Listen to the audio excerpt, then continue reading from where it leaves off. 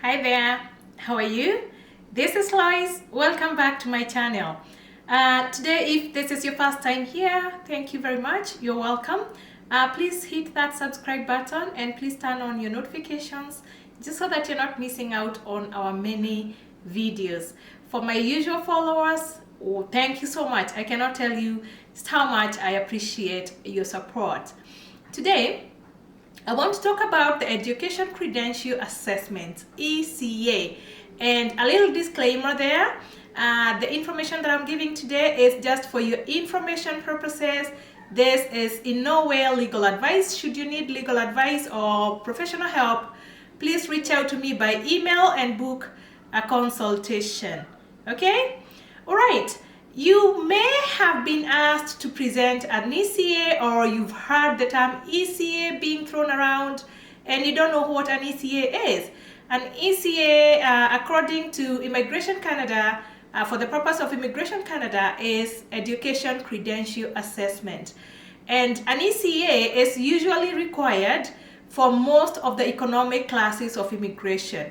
It is needed to verify that your foreign acquired degree, diploma, certificate, or even high school diploma is valid and is the equivalent of a Canadian one.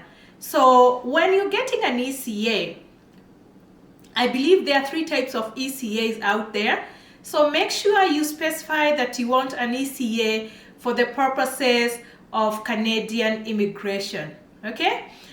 If you plan to work in a regulated profession, you must make sure that you get a license in the province or the territory before you come here. Right? So, who needs an ECA? Okay? If you studied outside of Canada, you will need to perform an ECA for you to be eligible for most of the economic classes of immigration. And when I say economic classes of immigration, I mean federal skilled worker class, Canadian experience class, the rural northern immigration, and the other pilots that do require that you get an ECA. Okay? You also need an ECA to be able to earn points. You need the ECA to be able to earn points in your express entry profile. So if you're already in the pool, you will need, or even to get into the pool, you will need to have an ECA. The other question is, which credentials need assessment? And I think it's all credentials. All credentials need assessment. Depending on the level of your education, all credentials need assessment. But you only, in most cases, you need only for the highest credentials. So if you have a degree, you don't really need to do 2 assessments for your high school and your degree, because the high school was a prerequisite to get your degree. So at that point, you only need an ECA for your degree. The same thing with your master's. If you have a master's degree, you do not need to assess your bachelor's. You only need for the highest level of education. However, there may be times when you need to assess 2 credentials. If you have 2 separate credentials, one was not a prerequisite of the other, then at that point you may do a credential assessment for both of them. And the purpose of that is simply because when you're doing your CRS points in the express entry, if you have 2 credentials, and while one credential was over 3 years old, not 3 years old, while one credential was attained when you're doing a 3-year study, then at that point you may need to do credential assessments for both of them. For high school, the only time you do assessment for high school is if you don't have a post-secondary education credential that is equivalent to a Canadian credential. So for example, you finished high school and then you went and did a few computer packages, a few computer courses that do not have an equivalence in Canada. So at that point, you will need to show the credential for high school because that is the one that has a Canadian equivalence, right? Okay, Where do you get your credentials assessed? Where to do it? Essentially, and yeah, all the time, credentials are assessed by an organization or a professional body that is designated by Immigration, Refugee and Citizenship Canada to perform ECAs. The costs and processing times vary by organization, so you may have to do a little research, or maybe later on I'll come up with a video that tells you exactly what it costs to do an ECA at whatever organization, and the processing time as well. For now, IRCC has 5 designated bodies, and these are Canadian bodies that are doing education credential assessments.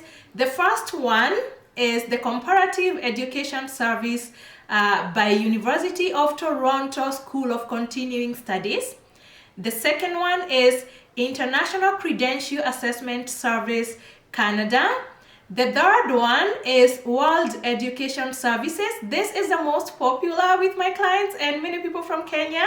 That is WES. It's called WES, World Education Services. The fourth one is International Qualifications Assessment Service, and that is IQAS.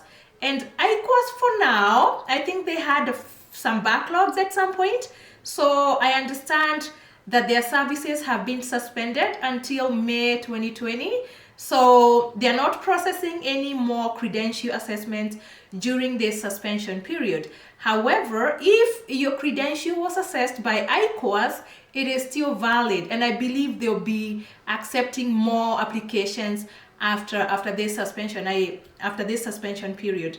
The fifth one is the International Credential Evaluation Service. So those are the 5 bodies that are designated by IRCC to do education credential assessments for the purpose of immigrating to Canada.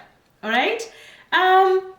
There are some designated professional bodies that do assessments for people in some certain NOCs, and these are people who are going to be needing licenses, and they are in the designated professions. So for physicians, that is NOC 3111 and NOC 3112. That is for the general practitioners or the family physicians. Their credentials are assessed by an organization called the Medical Council of Canada. So what the Medical Council of Canada does, it assesses their primary medical diploma. Okay? For pharmacists, and that is NOC 3131, if you will need a license to practice in Canada, your credentials need to be assessed by the Pharmacy Examining Board of Canada. Just a little clarification there. If you will not need a license to practice in your profession in Canada, you can have your credentials assessed by the other organizations that I talked about there.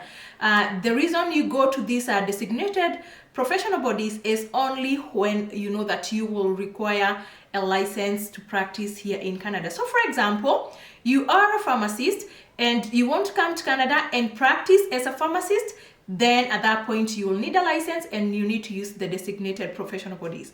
If you're coming to Canada and you don't anticipate or you don't plan to practice in your pharmacy, maybe you just want to come and work for an NGO, but you're not practicing directly, at that point you will not necessarily need a license. Okay?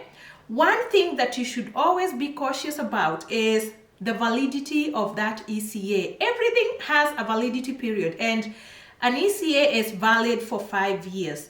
And 5 years is the last 5 years from the date you are applying for permanent residence or you are submitting your express entry profile. Okay? Just be careful about that so that you're not caught with an expired ECA. Okay? All right. So how does an ECA earn you points? We know that ECA is applied in 2 categories to earn you points. And maybe there's going to be more categories, because I know with the Rural Northern Immigration pilot, every community has got its own ranking system. But for the purpose of this video, I'm going to talk about the Federal Skilled class and the express entry. You all know that for the Federal Skilled class, you need 67 points out of 100 points. And in those 67, 25 come from your education. Okay? So this is how they allocate them for the federal skilled worker class. So for PhDs, you get a maximum of the 25 points. So you're going to get all the points allocated there, 25 points if you have a PhD. If you have a master's, you will get 23 points. If you have a bachelor's degree or a 3-year diploma, you will get 21 points. If you have a 2-year diploma, you will get 19 points, and a college certificate gets you 15 points, and high school diploma gets you 5 points. For the express entry CRS core, you know that one is over 1200 points. So usually for you to be picked out of the pool, right now you need about 470 points, around there, depending on the on what points they are considering when issuing the ITAs.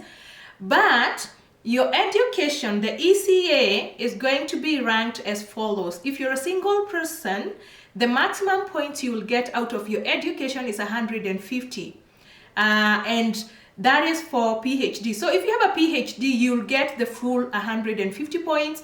If you have master's, you'll get 135 points. If you have a bachelor's degree or a 3-year diploma, you will get 120 points. For 2 years diploma, you get 98 points. For a college certificate, you get 90 points, and high school diploma gets you 30 points. Remember when I said that you could have 2 credentials assessed just so that you get more points? What that means is, if you have 2 credentials, if your ECA says that you have been assessed to have 2 credentials, then you get 128 points. All right, so that is all that I'm going to talk about the education credential assessments. Be ready. I tell people, always be ready. You don't wake up one day and say, oh, you know what, I'm going to apply to immigrate to Canada. You need to plan in advance, and ECAs is one of the things that you need to be able to plan in advance. All right, thank you so much for tuning in. Thank you for being here. Thank you for your support. If you haven't subscribed, please subscribe.